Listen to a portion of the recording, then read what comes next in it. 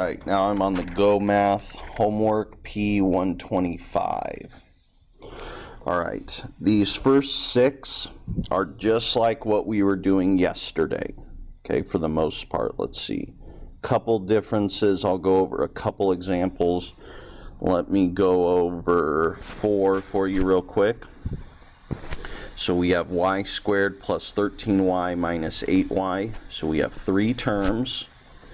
Now, all of them have y as the variable, but this first term has an exponent of 2.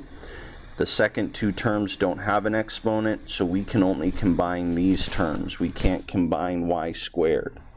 So y squared plus stays the same. I don't do anything with it, but 13y minus 8y I can combine to give me 5y. So we can simplify this to y squared plus 5y. Okay, I will go over number 5 as well. It's a little different. We're using that idea of the distributive property, which we haven't talked a lot about. So 5, I have to distribute the 5 times 2h plus the 5 times 13. So 5 times 2 is 10, and then I attach the h, plus stays, and then 5 times the 3 is 15, plus, and then I have 3h. Now I have more that I can combine because I have 3 terms here, and 2 of the terms have the same variable h. So I combine 10h plus 3h, which is 13h, and then the 15 stays. So this would be my final answer. Alright, I'm going to jump down to the distributive property ones. I'm going to do an example from both. Okay, let's do 8. So I distribute the 5 times 3m, and then 5 times 2, and I'm adding. So 5 times 3 is 15, and then I just keep the m attached.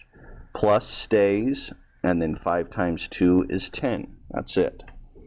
Okay, you do the same thing on 7 and 9.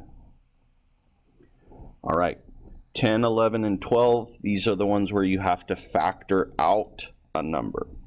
Okay, so I have 21p and 35q. So my 2 coefficients are 21 and 35. So I need to factor these. 1 times 21, 3 times 7. For 35, 1 times 35, 7 times 5.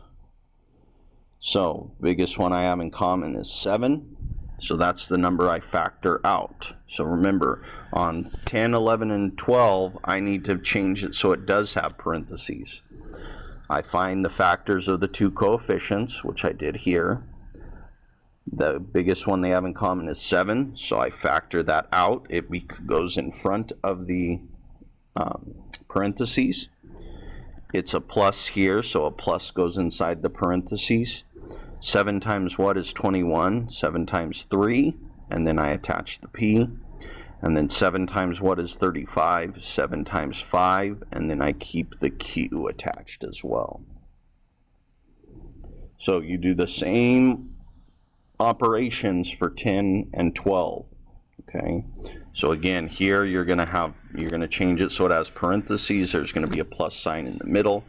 You're going to find the factors of 4 and 8. The biggest one they have in common is what's going to go out here, and then you need to figure out, what do I need to multiply this by to get 4d? What do I need to multiply this by to get 8? Okay, same thing here. Changing it to parentheses, it has a plus sign, so you put a plus sign in the parentheses. The coefficients are 18 and 9, so you're going to find the factors of those. Find the biggest one they have in common, that's the number that goes out front. Then this number times what would give you 18x, and this number times what would give you 9y. All right, again, if you need additional help, please raise your hand. All right, number 13, the expression 15N plus 12N plus 100 represents the total cost in dollars for skis, boots, and a lesson for N skiers. Simplify the expression, then find the total cost for 8 skiers. So 2 parts. One, you have to simplify this, so you're combining the like terms. Here are our like terms. 15 plus 12, 27N plus 100. And then you have to find the value. You evaluate this expression, and for N, you're going to plug in an 8. So I'll let you finish up that math. Number 14, Casey has N nickels. Megan has 4 times as many nickels as Casey has. Write an expression for the total number of nickels Casey and Megan have. Then simplify the expression. Okay, so Casey has N. And then Megan has 4 times as many. If we want to find the total, we're going to take Casey's nickels, N, plus 4 times how many Casey has, 4N. Since these both have the same variable, we can combine those. This is 1N, this is 4N, for a total of 5N. So there's our simplified expression.